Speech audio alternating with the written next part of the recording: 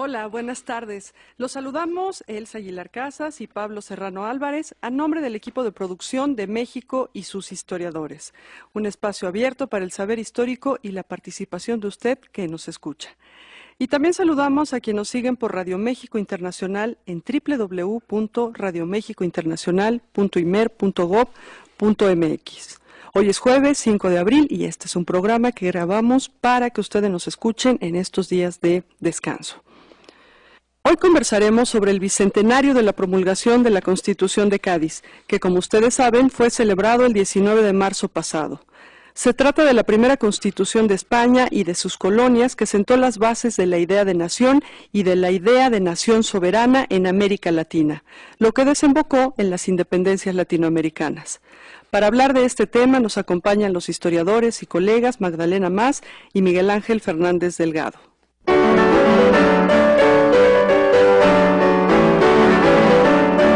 Nuestros invitados, los dos son investigadores en el Instituto Nacional de Estudios Históricos de las Revoluciones de México.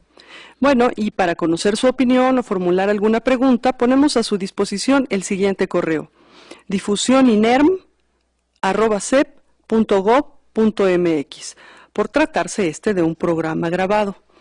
Así que bueno, vamos a comenzar. Pablo, ¿cómo estás? Buenas tardes. Hola, me da mucho gusto estar con ustedes y bueno, grabamos este programa con antelación a este día 5, pero vamos a hablar de un documento fundamental en la historia de Hispanoamérica, como lo fue la Constitución de Cádiz. Y para eso pues nos acompañan nuestros queridos colegas y amigos. Miguel Ángel Fernández, buenas tardes. Hola, buenas tardes, con mucho gusto de estar aquí con ustedes. Magdalena Mas, buenas tardes. Hola, buenas tardes. Miguel Ángel, la Constitución de Cádiz fue un documento, como había dicho, fundamental para Hispanoamérica, sobre todo para México, porque parece ser que fue la primera Constitución que se aplicó todavía en la llamada Nueva España, en varios articulados y en varias propuestas y objetivos. ¿Cómo fue dándose la configuración de la Constitución de Cádiz? Tengo entendido que empezó unos años antes la organización de la convocatoria para los diputados y las propuestas hasta que decantaron a inicios de 1812. Bueno, yo quisiera ir un poco más atrás. Yo quisiera hablar de que, bueno, en el mundo moderno las constituciones políticas surgen ya sea por países que se han independizado, como en el caso de la Constitución de los Estados Unidos de 1787, o de países en donde ha habido una revolución que ha cambiado totalmente los fundamentos del régimen, como lo fue la Constitución de la primera de 1791 en Francia.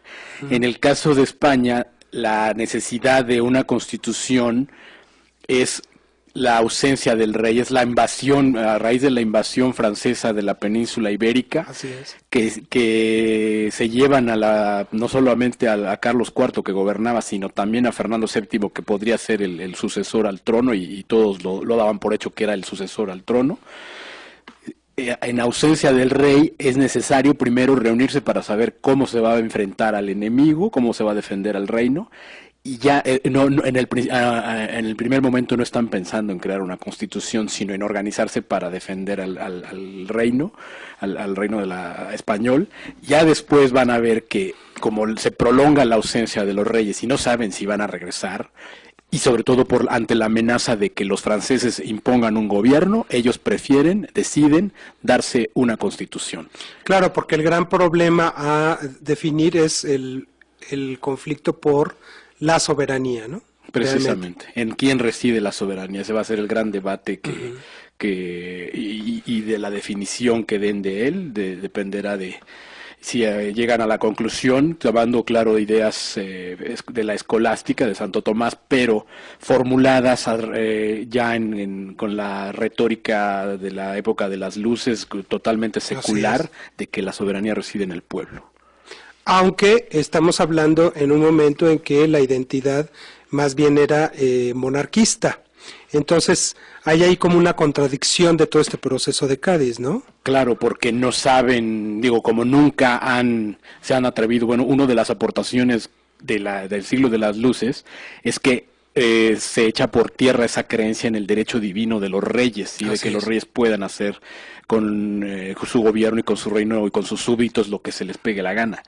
Se cambia eso para que, a raíz de una constitución que es una especie de contrato celebrado entre la sociedad y el monarca, porque la soberanía, ya lo habíamos dicho, reside en el pueblo, y el pueblo es el que le concede al rey o al gobernante el derecho de gobernarlos para el beneficio común, y si no cumple con las obligaciones y claro, también tiene derechos, pero con las obligaciones que están previstas en esa constitución, o sea, va a ser una monarquía constitucional, entonces ellos pueden deshacerse del rey. Dice el gran historiador John Lynch, que es un historiador inglés que es muy conocido por sus trabajos de Hispanoamérica, que el problema de la cuestión de la soberanía con respecto a los americanos se resolvió finalmente en Cádiz. ¿Se tomaban en cuenta o no se tomaban en cuenta los americanos entre 1808 y 1812? ¿Es cierto esta hipótesis?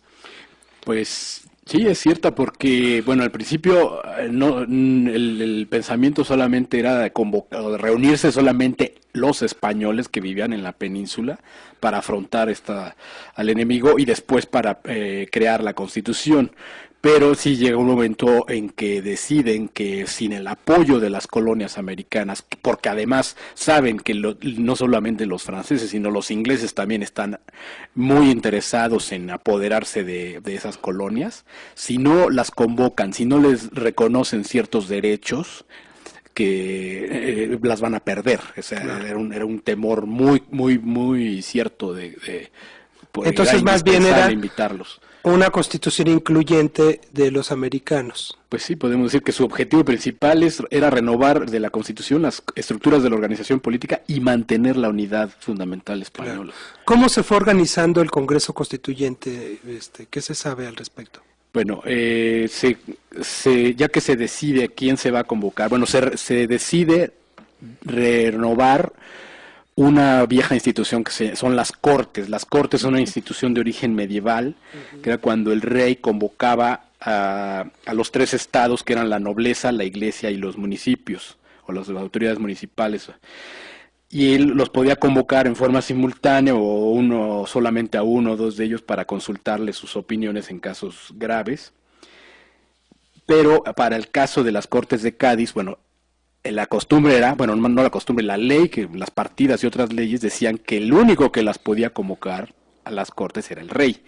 Pero ahora, como era un caso totalmente inédito, que no había rey, entonces deciden, primero se crean juntas, primero para afrontar la amenaza de la invasión francesa, y después estas juntas empiezan a darse cuenta que es indispensable crear una constitución para gobernarse y para renovar, como decíamos, mantener la unidad de la fundamental española y renovar las estructuras de la organización política española. Entonces van a convocar a las villas y ciudades de España, las juntas provinciales que habían surgido para dirigir la lucha contra el invasor, el pueblo a razón de un diputado por cada 50,000 habitantes, pero aquí están hablando solo de España, y a las provincias americanas.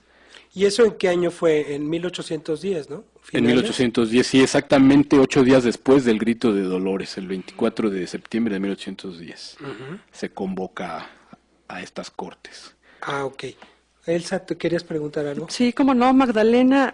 Yo quisiera preguntarte, bueno, ya Miguel Ángel nos acaba de plantear el contexto, el escenario en el que se convoca a estas cortes. ¿Quiénes atienden a este llamado, esta convocatoria? Es decir, ¿quiénes van como representantes? Bueno, en primer término, lo que hay que entender es que España es un país invadido, se reúnen en Cádiz, que está en el extremo meridional, en el extremo sur de la península, y que es una de las pocas zonas que están libres de los franceses, e inclusive en un principio se reúnen en la isla de León, luego ya se pasan a Cádiz. Entonces empiezan con los elegidos diputados, pero que pueden ir ahí, porque incluso de algunas provincias españolas, por la guerra y por el ejército francés, no se pudieron trasladar. En el caso de América es más complejo, se se van a convocar a elecciones en los ayuntamientos para elegir a los diputados que irían a Cádiz. Se eligió originalmente a 17 diputados, de los cuales fueron yendo, digamos, según cómo podían ir saliendo de Nueva España, cómo podían ir llegando a la península, etcétera, etcétera. Y como en un principio no estaban todos los americanos, ya hay que acordarse también de Filipinas, ¿no? Sí, Es decir, todos los de los reinos de ultramar no pudieron llegar al mismo tiempo. En Cádiz se elige por insaculación a los americanos que están ahí para que sean suplentes en tanto llegan los representantes. Bueno, y el caso de Nuevo México, que llegó el pobre hombre después de que se había jurado la Constitución, ¿no? Exacto, sí, no pudieron llegar todos al mismo tiempo. Bueno, tenemos que hacer un primer corte y volvemos para seguir platicando acerca del bicentenario de la Constitución de Cádiz. Antes de salir al corte, les recuerdo que este es un programa grabado, pero podemos estar en contacto. Escríbanos al siguiente correo: difusión@cep.gov.mx. Estaremos pendientes de sus correos. Vamos al corte.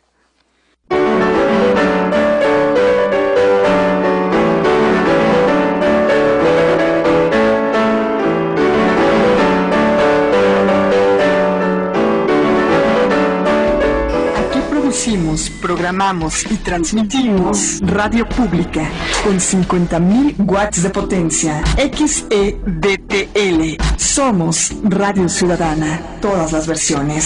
660 AM. Mayorazgo 83. Colonia Joco. Primer piso de la torre de radiodifusoras. Código postal 03330. En la Ciudad de México.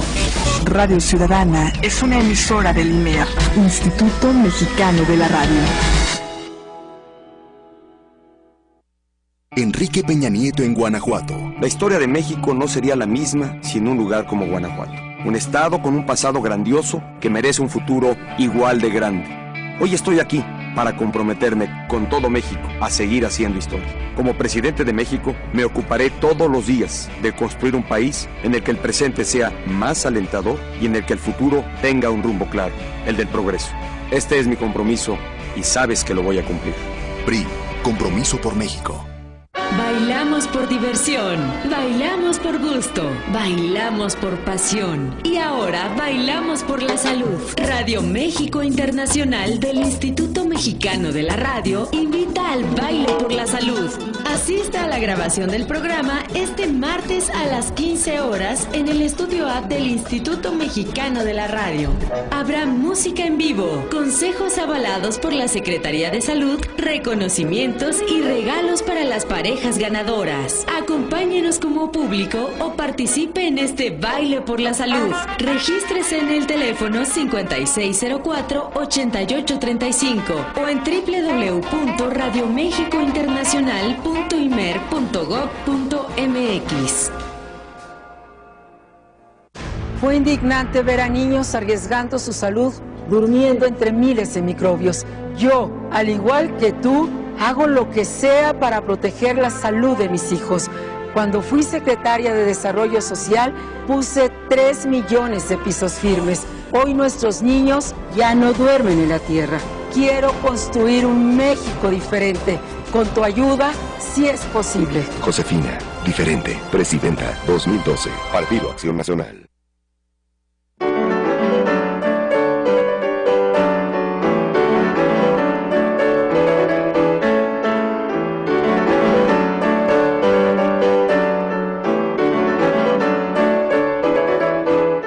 Bueno, ya estamos de regreso en esta charla de México y sus historiadores, esta vez con Magdalena Mas y con Miguel Ángel Fernández, y estamos platicando sobre la Constitución de Cádiz y los 200 años de vida de esta Constitución. Además estamos recontentos porque por segunda vez en la historia de este programa, que ya tiene 9 años, estamos juntos, Elsa Aguilar y Pablo Serrano, haciendo la entrevista de México y sus historiadores. Adelante. Claro, ustedes nos pueden escuchar un jueves a uno, otro jueves a otro, pero hoy estamos aquí y además, qué mejor, doctor, que con queridos amigos que nos acompañan. Por supuesto, que nos queremos ritear esta tarde.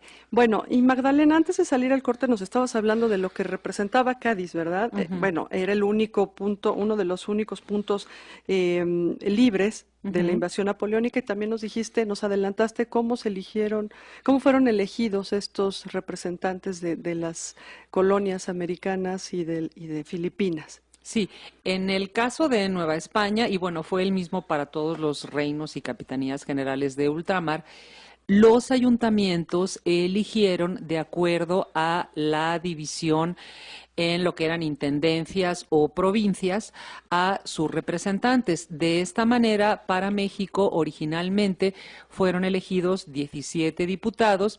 Y bueno, no es tampoco la idea de mencionarlos a todos de manera exhaustiva, pero fueron importantes. El obispo Pérez de Puebla, Joaquín Antonio Pérez, fue importante. Guridi y Alcocer, muy importante. Fue muy importante Ramos Arizpe, fue Juan José Güereña. Es decir, hubo diputados por Tabasco, Coahuila y las provincias internas, México, Guanajuato, Michoacán, por cada una de las provincias. Y de ellos, pues, sobre todo los que acabo de mencionar, tuvieron un importante papel, creo que... Aunque al principio, tengo entendido, Magdalena, al momento de que se hace la convocatoria a Cortes, se eligen allá en España a 9 personajes que eran novohispanos, que estaban ahí porque eran comerciantes o porque eran incluso relacionados con el mundo eclesiástico, o que eran simplemente ciudadanos novohispanos, que se eligieron provisionalmente, ¿no es cierto? Exacto, en tanto podían llegar. De Maniau, por ejemplo, creo que fue uno de los casos en los que sí estuvieron así, en lo que pudieron llegar. Sin embargo, yo creo que las aportaciones fundamentales sí fueron de estos diputados que fueron llegando e incorporándose a las comisiones constitucionales. Y bueno, tan es así que, a pesar de que inició el trabajo de las Cortes con 300 diputados, de los cuales aproximadamente solo un 10% correspondía a los reinos de ultramar, si nos vamos a quienes presidieron las Cortes, que era una cuestión que se elegía internamente adentro de la Asamblea de las Cortes y que era rotatoria, duraba un mes. Ahí sí tenemos que de los presidentes que hubo desde que iniciaron los trabajos hasta que se promulgó la Constitución, que fueron 30, sí hubo 10 americanos, y de ellos sobre todo creo que sí pues cabría destacar al obispo Pérez, y en este caso pues no hay que destacarlo tanto por sus buenas aportaciones como por sus veleidades y por su aproximación al absolutismo. Es importante también decir que si bien los elegidos en los ayuntamientos en muchos casos eran criollos que querían defender como la posición de las élites criollas, pues también hubo algunos diputados americanos más afectos al absolutismo. Claro. Y bueno, este sería el caso famoso del obispo Pérez, que lo nombraron obispo precisamente porque fue uno de los americanos que firmaron el manifiesto de los persas pidiendo que regresara al absolutismo con Fernando VII. Claro, bueno, ¿cómo se dio el proceso de la convocatoria y cómo se dio? Es que yo no me puedo imaginar, y me imagino que el público que nos está escuchando, algunos se lo imaginarán, quién sabe cómo se da el proceso de la convocatoria y cómo se da el proceso de elección, porque si vemos el caso de Nuevo México, que estaba apartadísimo, mientras que llegaba la correspondencia pasaban meses de los meses, ¿quién votó para que estos personajes fueran elegidos y fueran a las Cortes? Los miembros de los ayuntamientos, es decir, fue una elección indirecta. ¿No? No fue una elección, no fue un sufragio universal como hoy lo pensamos. ¿Se supone que fue muy organizada esa elección? Yo he consultado la documentación del Ayuntamiento de la Ciudad de México, realmente es la única que conozco, pero tengo la impresión de que sí fue bastante ordenado, es decir, votaron todos los regidores y fue, digamos, pues sí fue respetado el representante que ellos eligieron. En el caso de la Ciudad de México fue el diputado Belle Cisneros, que también fue bastante importante y que hizo aportaciones en esa primera etapa constitucional y después, porque hay que acordarse que las Cortes, a pesar de que ya haya salido la Constitución y de que concluyan su trabajo como Cortes constituyentes o extraordinarias, siguen manteniéndose como Cortes ordinarias hasta que regresa Fernando VII una vez ya que se han ido las tropas francesas y pues las disuelve, pero esto va a ser hasta 1814, de manera que en realidad pues sí trabajaron varios años, no solamente hasta hacer la Constitución. Claro. Otra pregunta, Magdalena. Se eligen, después van llegando, ¿y cómo se reparten? O la participación, quisiera yo destacar la participación de los mexicanos o los novohispanos en distintas comisiones. Sí. O sea, ¿qué temas de entrada para los debates se fueron abordando y cómo se acomodaron los novohispanos? Sí, mira, lo primero que quisiera yo decir es que el papel no solo de los novohispanos, sino de los americanos y tengo la impresión que también debió ser el caso de los filipinos, en primer lugar fue como de informantes con respecto a los otros diputados que no tenían la menor idea cómo eran los reinos de ultramar, cómo funcionaban, cómo eran esas sociedades, qué necesidades tenían. Entonces, un poco yo me imagino que fue como decirles, a ver, no piensen que se puede legislar exactamente como para la península porque tenemos muchas particularidades. Ahora, efectivamente, dentro de las comisiones, bueno, hubo una que fue precisamente la de ultramar, en la que trabajaron varios de los americanos, pero también fueron muy importantes sus aportaciones en el caso del problema de la representación, es decir, cómo se iban a elegir a los miembros de los ayuntamientos, de las diputaciones provinciales y de los miembros a cortes, que son, digamos, como los tres niveles o las tres instancias en las que se va a ejercer la soberanía, y ahí fueron muy importantes y fue un fuerte problema por la cuestión de la representación y de las castas. Fueron muy importantes. Quiero decir, fueron muy importantes y tampoco los pelaron mucho. Por ejemplo, también en la cuestión... No les hicieron caso. Pues sí, en la cuestión de la abolición de la esclavitud y en el caso de los novohispanos, porque por ejemplo los cubanos, dominicanos, puertorriqueños, etcétera, tenían más interés en mantener la esclavitud. Fueron importantes también en lo referente a la libertad de imprenta y a cuestiones que eran fundamentales para América y que a los peninsulares ni se les pasaban por la cabeza, como era la libertad de comercio, cultivo, industria, el desestanco del tabaco, es decir, toda una serie de cuestiones que los americanos pues realmente propusieron y lo lograron, aunque finalmente la vigencia o no de la Constitución en América varía y realmente no estuvo vigente mucho tiempo, pero sí lograron en cierto momento libertad de comercio, lograron acabar con los estancos y pues en esto también tienen un papel bastante destacado, bastante ¿Cuánto tiempo importante. duraron los debates? Los debates, las cortes se inauguran en 11, me parece a mí, ¿no, Miguel Ángel? Sí. Sí, y duraron... En 10, a finales del 10. A finales del 10. A finales Pero entonces del 10. los debates fueron como esporádicos, cíclicos. Es que primero eran cortes extraordinarias Sí. porque no había para hacer la Constitución, y una vez que ya se promulga la Constitución, entonces ya son cortes ordinarias Ya. porque están reguladas en la Constitución. Eso es bueno saberlo, ¿verdad? Pero mientras se hacía la Constitución eran sesiones diarias, Sí. prácticamente. Y bueno, además eran sesiones abiertas al público, es decir, podía concurrir el público y había un gran entusiasmo y un gran interés y apasionadas discusiones acerca de lo que se Entre ellos discutía Fray ahí. Servando Teresa de Mier, que no Exactamente. era diputado, pero estaba ahí. Ah, estaba ahí Fray Servando. Y bueno, me imagino que el señor intervenía en todo, ¿verdad? No, porque no era diputado, pero intervenía pero sí escribía, en y entre ellos Belle de Cisneros fue el que le fue a contar todas las novedades de la Sí. Nueva España, entre ellos cómo habían destituido al virrey Iturrigaray y todo lo que había pasado después. En 1808. Con el Ayuntamiento de México y todo lo que había sucedido. Entonces, digamos que fue un protagonista Un observador. Observador participante, Privilegiado, dirían porque los antropólogos. sí, de ahí escribía sus cartas americanas y todo esto. Y Ramos Arizpe, ¿como qué fecha llegó? Que es uno de los más importantes. Pues él es de los primeros que son convocados y es el llamado el padre del federalismo. Así es. Además, como en la Constitución de Cádiz había una figura que se llamaban las diputaciones provinciales, que era algo así como un órgano colegiado de gobierno, en donde un jefe político superior estaba encargado de promover la prosperidad de cada provincia. él promovió no solo esto, sino también, porque también se preveía la autonomía municipal. Él buscó la forma de hacer que se les considera la mayor autonomía posible, al grado que hubo un momento en que tuvieron que detenerlo porque... ¿sí? Y después él, esta misma idea, ya que volverá a ser diputado en 1820, pero ya que se independiza México, va a ser una figura clave y efectivamente ya ahora sí, en 1824, el padre del federalismo va a ser él, porque va a lograr que nuestra primera constitución del México independiente sea una constitución federal.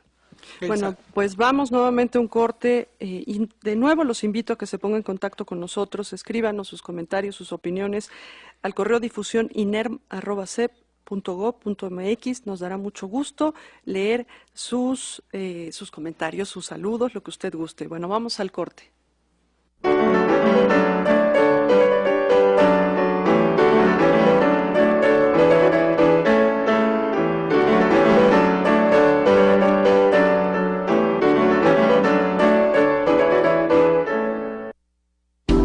Aquí producimos, programamos y transmitimos radio pública con 50.000 watts de potencia. XEDTL. Somos Radio Ciudadana. Todas las versiones. 660 AM. Mayorazgo 83. Colonia Joco. Primer piso de la torre de radiodifusoras. Código postal 03330. En la Ciudad de México.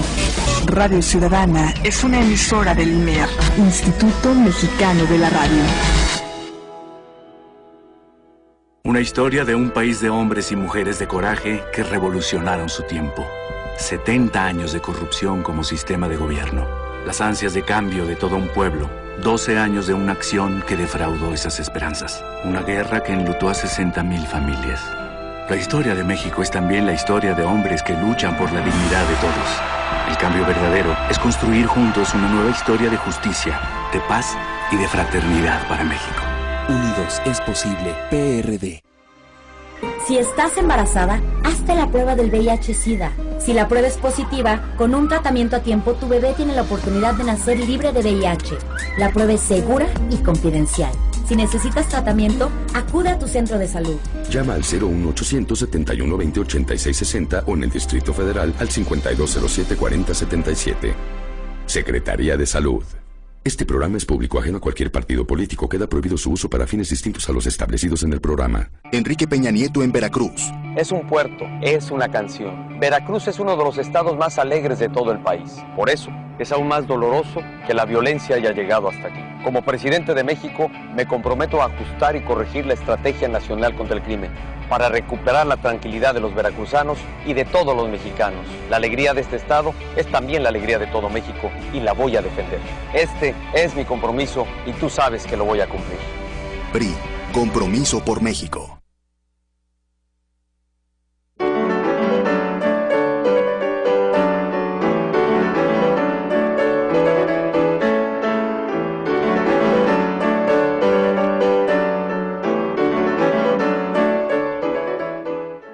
Miguel Ángel,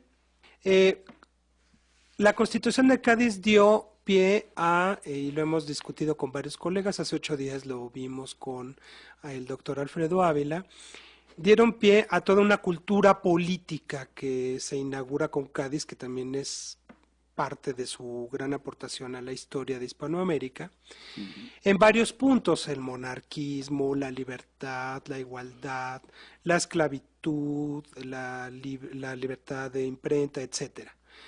¿Cómo se fue hilvanando toda esa línea de pensamiento, tanto en los debates como en la Constitución misma? ¿Qué dice la Constitución al respecto? Bueno, hay que recordar que la Constitución de Cádiz es la primera que introduce la división de poderes, ¿sí?, en Ejecutivo, Legislativo, Judicial, y define la forma de gobierno como una monarquía moderada hereditaria.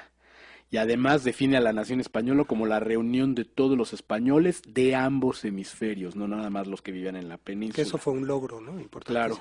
Y sus principales virtudes están, o legado más bien, que es la que proporciona la educación cívica y el ejercicio del gobierno, enseña el ejercicio del gobierno representativo a los mexicanos, algo que en México pues esto jamás había existido. También propicia el surgimiento de instituciones nuevas como las diputaciones provinciales, cambia el título de no solamente cambia el título de virrey por el de jefe político superior, sino que le restringe facultades y desaparece tribunales importantes como la Inquisición. Además introduce que ese prácticas... también fue otro logro, aunque bueno, la Inquisición en esa época ya casi no era, más bien una caricatura de lo que había sido. Desaparece muchos años después, ¿no? Introduce prácticas políticas como las elecciones para diputados y ayuda a construir la construcción de un lenguaje político por medio de la libertad de imprenta, y además a través de los periódicos y todos estos debates entre los periódicos, que antes pues eso era algo completamente desconocido. Claro.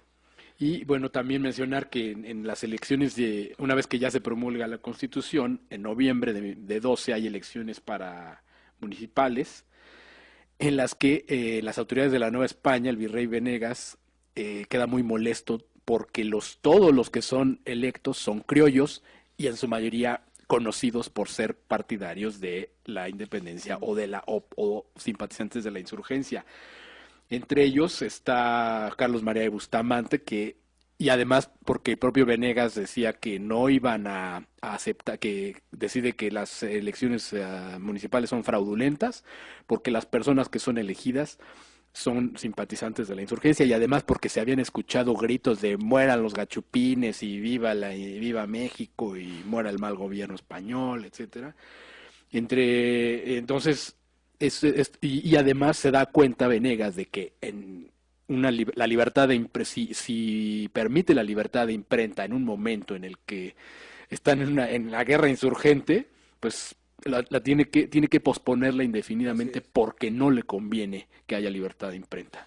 Estamos hablando de las propuestas novohispanas, pero ¿qué pasó coinciden las propuestas, por ejemplo, de los argentinos, de los venezolanos, de los peruanos en estos grandes temas ideológicos o no? Perdón que te interrumpa, doctor. Es que me hace pensar, me quitaste la palabra de la boca porque yo estaba pensando en eso. Porque nos decían hace un rato, Magdalena, creo que nos decía, pensando en uno de los grandes temas como es el de la esclavitud, tú nos dijiste, había quienes querían que prevaleciera la esclavitud. Claro. Entonces, ¿cómo lograron llegar a un acuerdo? Ajá. Mira, finalmente no va a ser abolida la esclavitud y ahí pues tienen un peso fundamental los diputados de Santo Domingo, de Cuba y de aquellas economías esclavistas que vivían, bueno, justamente de las plantaciones y del trabajo, las plantaciones de azúcar y del trabajo de los esclavos. Hay aquí, por ejemplo, yo creo que no coincide con el caso de los novohispanos, no conozco tanto los otros, donde hay una memoria de Guridi y Alcocer, que además es una propuesta como muy justa y muy humanitaria, porque va proponiendo, dice, bueno, si no la vamos a abolir por completo, entonces vamos a hacer que los esclavos puedan redimirse, es decir, finalmente que sí puedan recibir un salario por lo que hacen, están obligados con su dueño, obviamente a como hasta que no puedan amortizar lo que le costaron al dueño, o inclusive en el caso que hayan trabajado toda la vida como esclavos y que ya no valgan lo que valían, lo que pagó su dueño por ellos, bueno, eso mismo los puede redimir. Y también una cuestión que es muy importante de la propuesta de Guridi y Alcocer, que fue la de que, bueno, los hijos de los esclavos ya no nacerían esclavos. Entonces, ahí sí es totalmente diferente esta propuesta de la propuesta de las élites mayoritariamente del Caribe, de la zona caribeña, en las que se vivía del trabajo de los esclavos. Entonces, no siempre fueron coincidentes, ¿no? Otra cuestión importante es la cuestión de la representación, que tampoco se tomó en cuenta las propuestas novohispanas que querían que efectivamente, sí hay una declaración que dice que son españoles todos los nacidos en territorio español de ambos hemisferios. Sin embargo, no tienen derechos políticos, no pueden votar ni ser votados en todos los de origen africano y sus descendientes. Esto es una propuesta que de entrada, al menos en Nueva España, pues borraba a millones de personas, y esto es algo... No, y en otros sitios también. Claro, en el septentrión también. Que a los peninsulares no les convenía, porque si las castas, los africanos, los mulatos, todos los descendientes de población africana se hubieran considerado, digamos, votantes o ciudadanos votantes y también capaces de ser votados, bueno, pues hubiera resultado que la abrumadora mayoría en las Cortes españolas hubiera sido de americanos. Entonces, por supuesto que esto no les convenía y es una propuesta que no se toma en cuenta y es una propuesta que yo creo que tampoco fue apoyada precisamente por los lugares donde había esclavitud, porque ahí de repente el ejercicio político de los esclavos o de los descendientes de esclavos, pues también se temió mucho que pudiera dar lugar a conflictos interraciales. Y para terminar, volviendo un poco al punto que tocó Miguel Ángel, que es muy importante, que es de todas las elecciones que se van a venir en avalancha para cortes, para diputaciones provinciales, para ayuntamientos, en Nueva España fueron un poco más de 650, creo que 659 electos, de los cuales no hubo ningún o casi ningún peninsular y tampoco ningún indio. Entonces esto es muy importante porque también aquí igual tiene que ver la propuesta de Ramos Arizpe para las elecciones de ayuntamientos. Lo que sí va a haber es una explosión de ayuntamientos en cada ciudad o villa donde haya más de 1,000 habitantes. Y los ayuntamientos efectivamente van a ser una plataforma para los poderes locales criollos y, como él muy bien dijo, van a ser ocupados en la mayoría de los casos por criollos que, si bien pertenecen a ciertas élites políticas, económicas, sociales, se han dado cuenta ya de que les conviene mucho más la independencia. Entonces, indirectamente, no tanto por lo que la Constitución ordena, sino por la nueva organización a la que dio lugar, fue una plataforma muy importante para los poderes locales y que desde luego fueron criollos, porque también hay que señalar que así como no eligieron peninsulares, tampoco eligieron indios, que sí tenían los derechos. Los que no los tenían eran las castas y los descendientes de africanos. Mi pregunta original, Miguel, es que estamos aquí como en enfrentamiento entre 2 hombres y 2 mujeres, ¿verdad? Sí, ¿verdad? Nos salió sin querer. En el sentido de que pesaron más las propuestas novohispanas que con respecto a otras zonas como los argentinos, los venezolanos, los peruanos. Pues, ¿cómo coincidieron las diferencias en estos temas que hemos abordado? Yo diría que, por ejemplo, las propuestas de José Miguel Guridi y Alcocer, teólogo tlaxcalteca, que es de los más, digamos, los más vanguardistas, porque había otros que eran, a pesar de estar representando colonias americanas, pues eran muy conservadores, no tenían pensamientos tan vanguardistas como Guridi, que abogaba por la abolición de la esclavitud. Digo, que no lo hayan hecho caso es otra cosa. Abogaba porque, por ejemplo, esto que decíamos de que se define la relación española como la reunión de todos los españoles de ambos hemisferios. Él quería que fuera más incluyente, él decía que fuera no la reunión, sino la junta de todos los vecinos de la península y bajo el mismo gobierno, o sea, para incluir a más personas, tomando en cuenta a las castas, no sé si también a los negros, porque no lo dice expresamente, pero como abogó por la abolición de la esclavitud, yo creo que sí, también estaba pensando en ellos, y también en los indios, que hay que recordar que, aunque no se habla mucho de ellos, eran, por los artículos de la Constitución, ya eran considerados ciudadanos españoles. Así es. Y pasaban de ser simples súbditos a ser ciudadanos. O sea, hay una gran diferencia, una gran distancia en eso. Y las propuestas de Ramos Arizpe sobre el federalismo, que no me digan ustedes, pero era muy vanguardista para la época esa propuesta. Porque tiene que ver con el desarrollo de las intendencias, tiene que ver con el territorio que se va a crear después de las intendencias, tiene que ver con la organización administrativo-jurídica y de algo muy importantísimo, que son los impuestos, o sea, la fiscalidad. No hay parangón con otra propuesta de los diputados de otros sitios. Puede decirse que fue la Diputación, la de Nueva España, una de las más, si no es que seguramente la más destacada de todas las que fueron ¿Eran más los diputados de Nueva España con respecto a Argentina, Perú o Venezuela? Sí, eran un poco más, ¿verdad? Sí, tenían un poco más de... Y muchos más que con respecto a los chiquitos, o sea, ahorita no me acuerdo la cifra de cada uno, pero igual de Cuba a lo mejor fueron además, fue una razón también de población, porque había mayor población en la Nueva España. Obviamente en Nueva España se leían más cuestiones que tenían que ver con las ideas ilustradas y con estas propuestas constitucionales y administrativo jurídicas. Y un vecino arriba que se ve independizado. Y Claro, había... claro, Ramos Arizpe de dónde toma Esas tantas ideas. ideas. Sí, porque el federalismo no existía más que en Estados Unidos. En Europa eso no que lo después conocían. va a ser una gran discusión, si están de acuerdo ustedes, con respecto a la Constitución Federalista de 1824, y va a ser toda una gran discusión con respecto al modelo francés o estadounidense que se tomó en cuenta para eso, ¿no? Y en la propia Constitución de Apatzingán también. Claro. Bueno, vamos nuevamente al corte, amigos. No se vayan, que seguimos aquí en México y sus historiadores.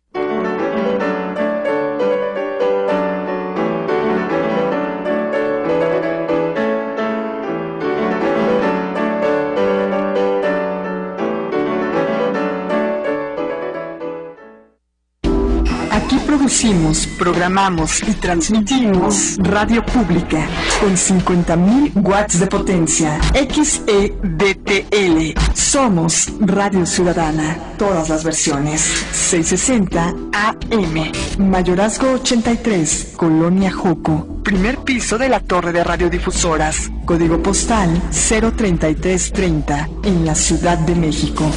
Radio Ciudadana es una emisora del IMER, Instituto Mexicano de la Radio.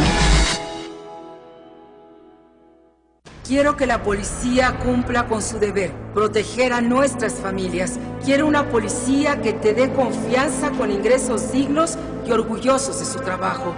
Quiero que la policía te inspire seguridad, no temor. Quiero que nuestros niños puedan jugar en las calles, que duermas tranquilo. Quiero construir un México diferente, con tu ayuda, si es posible. Josefina, diferente, presidenta 2012, Partido Acción Nacional. Escucha todos los miércoles, a partir de las 3 de la tarde, Mediación IMER. Conduce el maestro Gabriel Sosa Plata. mediador@imer.gov.mx. Mediación IMER. Ofrezco mi mano franca en señal de reconciliación, de amistad, a quien pude haber afectado en mi determinación de luchar por la democracia y la paz. Es hora de reconciliarnos de manera sincera, de corazón, para lograr el renacimiento de México. Construyamos juntos un México próspero, justo, fraterno. El cambio verdadero está en tus manos. Unidos es posible. PRD.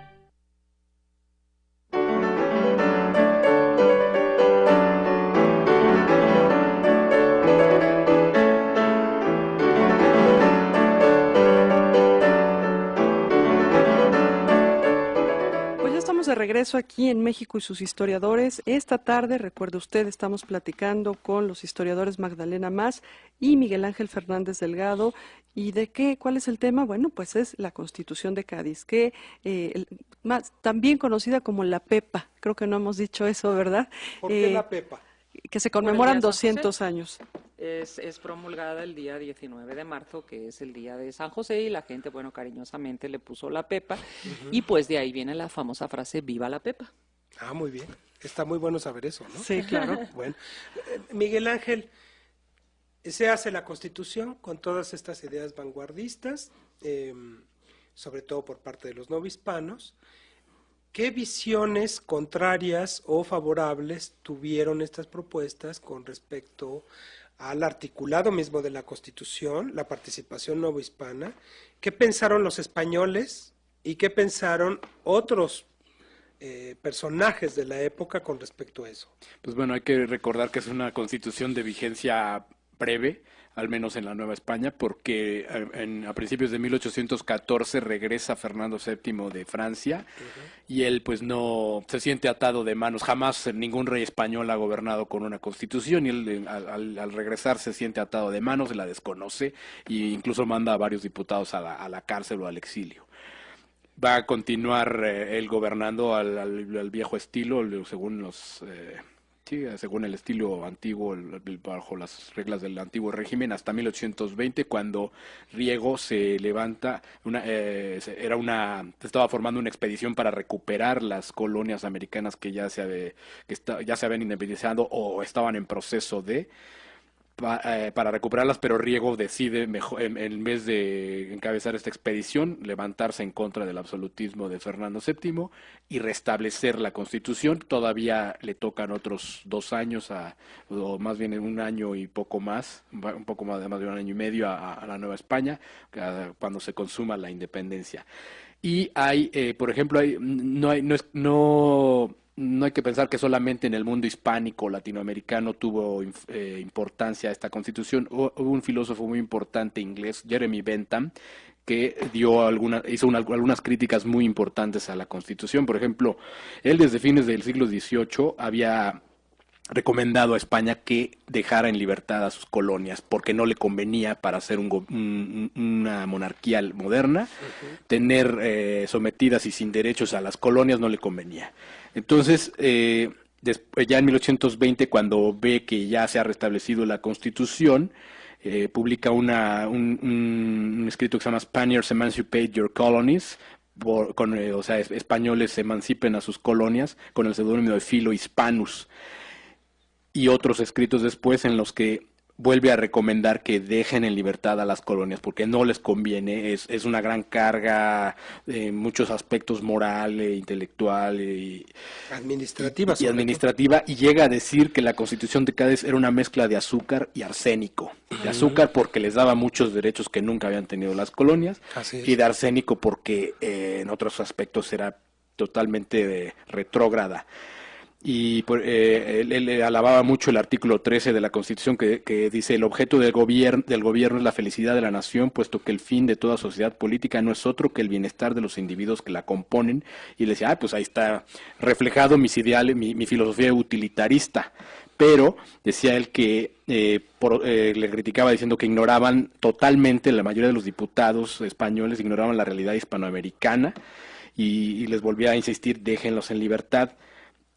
Además debían de permitir que hubiera legislaturas en las colonias, porque él, comparándolo con las colonias inglesas, decía, en las colonias inglesas, solamente en las colonias penales no se permite que haya legislaturas, en todas las demás siempre hay legislaturas.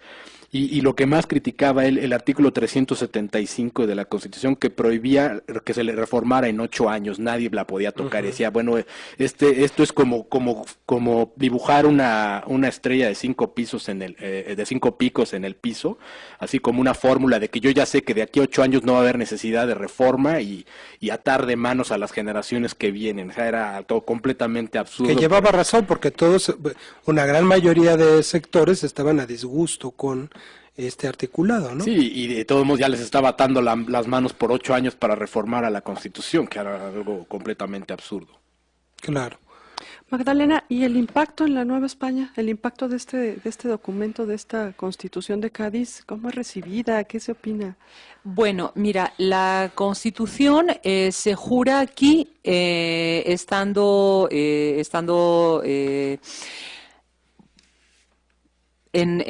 pues de hecho estaba efectivamente Venegas y sí.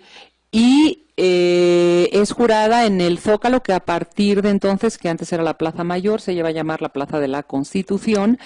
Y tiene varios impactos. En primer lugar, hay un impacto fuerte e importante en todas las elecciones a ayuntamientos y a diputaciones provinciales, porque se crean muchos ayuntamientos y en ese sentido, como ya dije, va a ser una plataforma para los poderes locales criollos.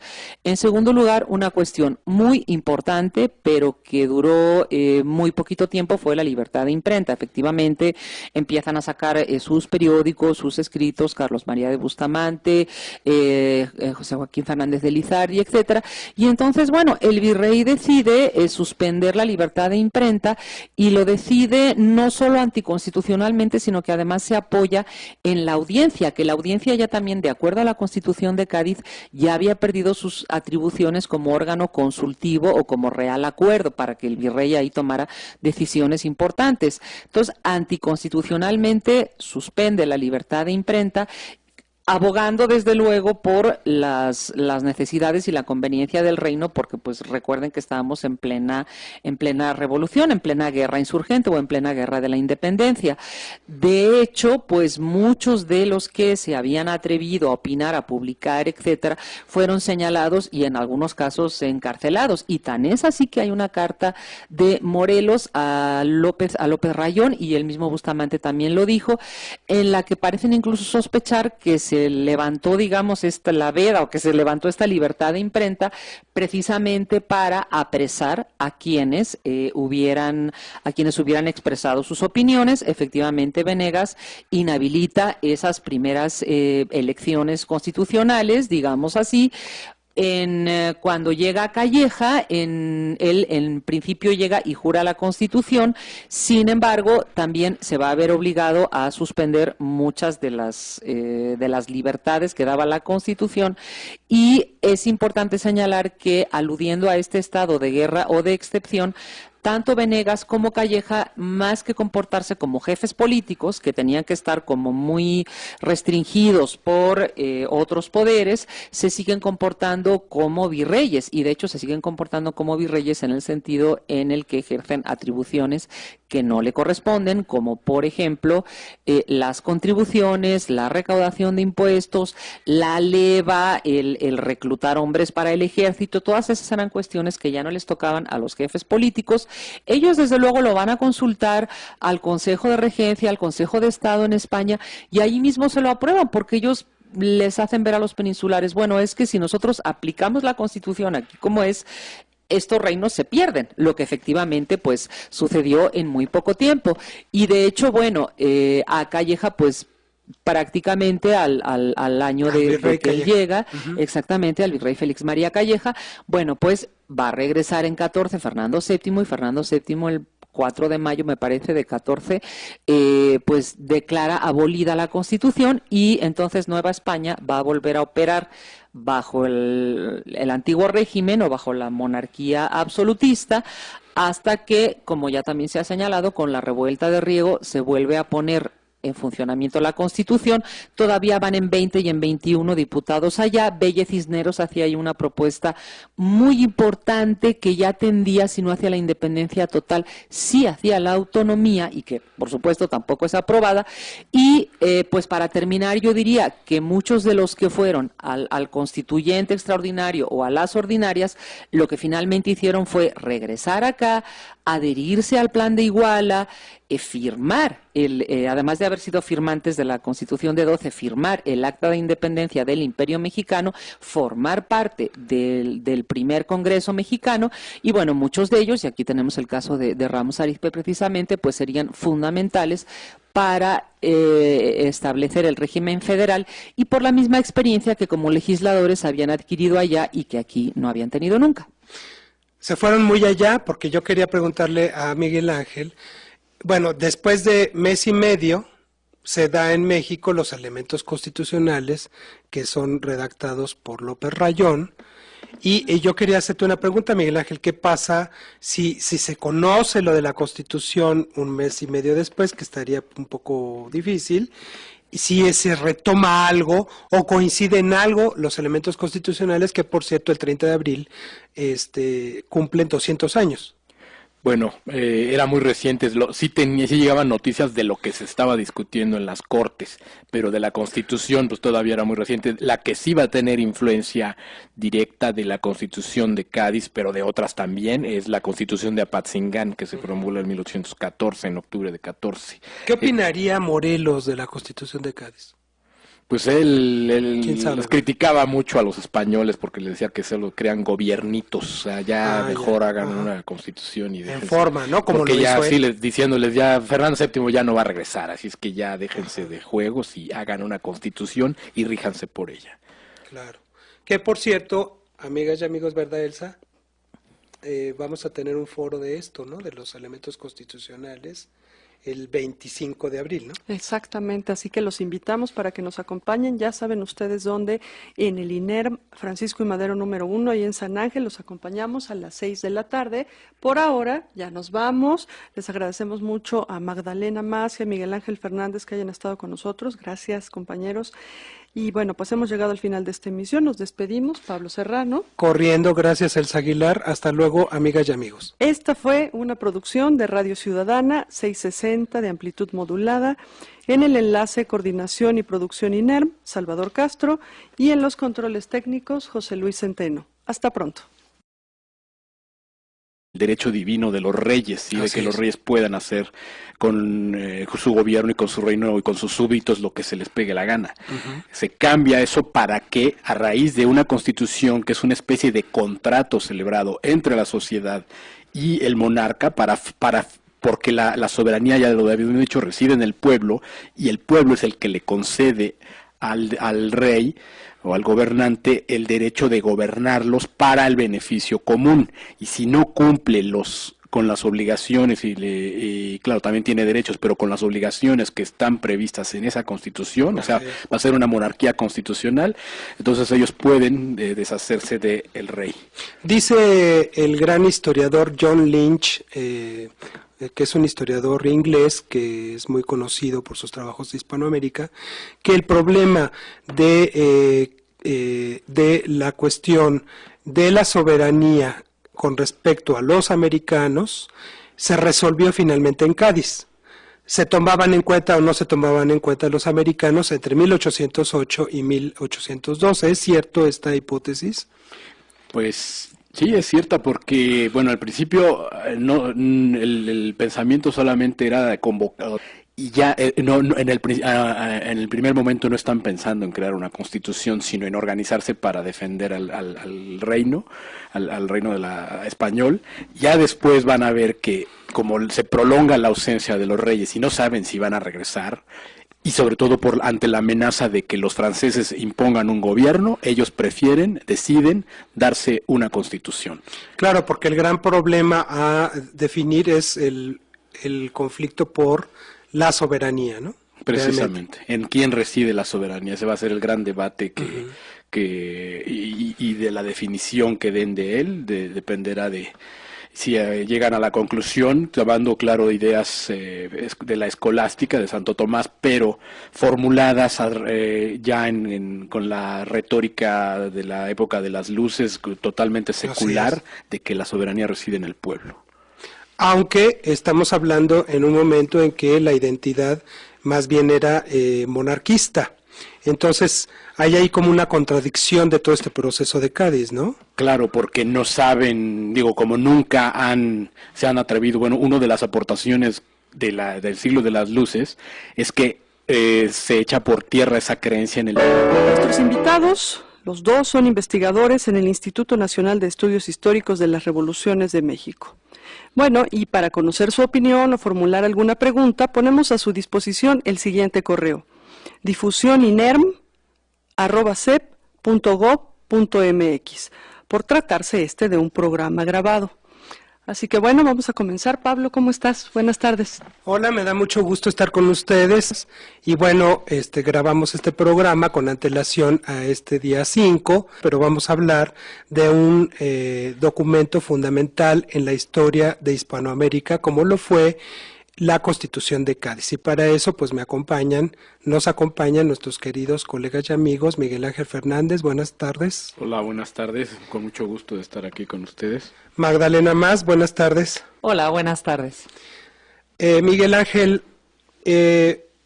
la Constitución de Cádiz fue un documento, como había dicho, fundamental para Hispanoamérica, sobre todo para México, porque parece ser que fue la primera constitución que se aplicó todavía en la llamada Nueva España, en varios articulados y en varias propuestas y objetivos. ¿Cómo fue dándose la configuración de la Constitución de Cádiz? Tengo entendido que empezó unos años antes la organización de la convocatoria para los diputados y las propuestas hasta que decantaron a inicios de 1812. Bueno, yo quisiera ir un poco más atrás. Yo quisiera hablar de que, bueno, en el mundo moderno las constituciones políticas surgen ya sea por países que se han independizado, como en el caso de la Constitución de los Estados Unidos de 1787, o de países en donde ha habido una revolución que ha cambiado totalmente los fundamentos del régimen, como lo fue la Constitución de la primera de 1791 en Francia. En el caso de España, la necesidad de una constitución es la ausencia del rey, es la invasión, a raíz de la invasión francesa de la península ibérica. Así es. Que se llevan no solamente a Carlos IV que gobernaba, sino también a Fernando VII, que podría ser el sucesor al trono, y todos lo daban por hecho que era el sucesor al trono. En ausencia del rey es necesario primero reunirse para saber cómo se va a enfrentar al enemigo, cómo se va a defender al reino.